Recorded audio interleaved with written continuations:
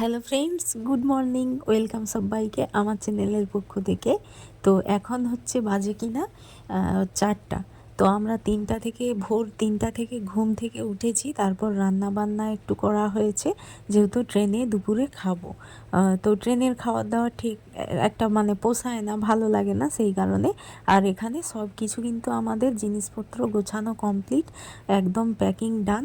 তো এখন এই যে তো প্ল্যাটফর্মে এসে বসে রয়েছি।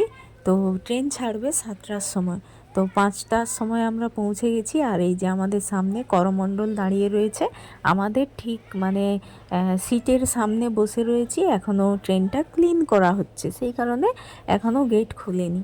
তো এই যে করমণ্ডল এক্সপ্রেস, এটাতে জার্নি করব। তো এটা শুনেই তো একটা কেমন যেন ভয়ে চমকে উঠেছি। আর যাই হোক, মানে ভয় লাগছে।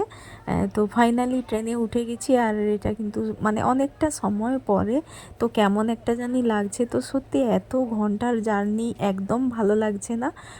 তো এই যে দুপুরবেলায় এখন বাবা হচ্ছে এই যে মেয়েদেরকে ভাত বেড়ে দিচ্ছে, খাওয়াচ্ছে। যেহেতু আমরা একটা সবজি, বড়ি ভাজা, ফুলকপির তরকারি আর বড়ি ভাজা করে এনেছি ভাত।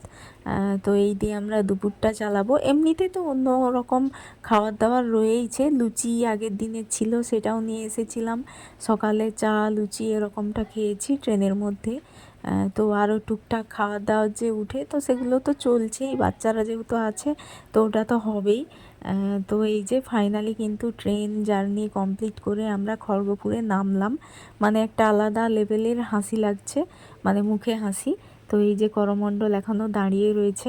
কিভাবে যে রাত কাটিয়েছি করমণ্ডলের মধ্যে, সেটা আমি কিন্তু একটা আলাদা ব্লগ বানাবো। তো তোমরা দেখবে আমার এই এক্সপিরিয়েন্সটা। তো এখন দাঁড়িয়ে রয়েছি, এখন খড়গপুর লোকাল ধরবো, তারপরে যাব পাঁশকুড়া।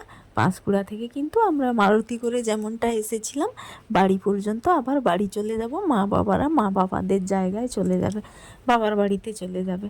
তো এতই ঠান্ডা, আবার এখানে এসে এত ঠান্ডা লাগছে কি বলবো, প্রচণ্ড ঠান্ডা। সেখানে তো বেশ ছিলাম। তো বাড়ি এসে এখন কিন্তু সন্ধেবেলায় আমরা বাড়ি এসেছি। তো 12টার 12:30টার সময় বাড়ি পুরো পৌঁছেছি।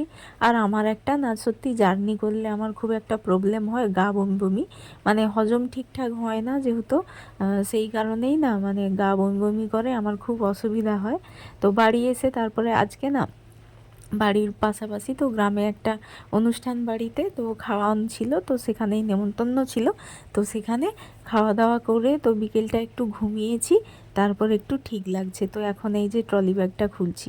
তো খুলে যেগুলো যা মানে কাচার, যেগুলো অনেক কিছু ছিল যেগুলো ইউজই করিনি, তো সেইগুলো সব আবার আলাদা আলাদা করে গুছিয়ে রাখবো, আর সব কাছাকাছি। তো তারপরে এই যে সন্ধে টন্ধে দেওয়ার পর রান্নাবান্না কমপ্লিট করেছি। তো সব কিছুর পরে বাচ্চাদের এই যে পড়াতে নিয়ে বসেছি। তো অনেকটা কটা দিন পর আবার সংসার, একটা ভালো লাগছে। তো চলো, আজকের ব্লগ এই পর্যন্ত। টাটা সবাই।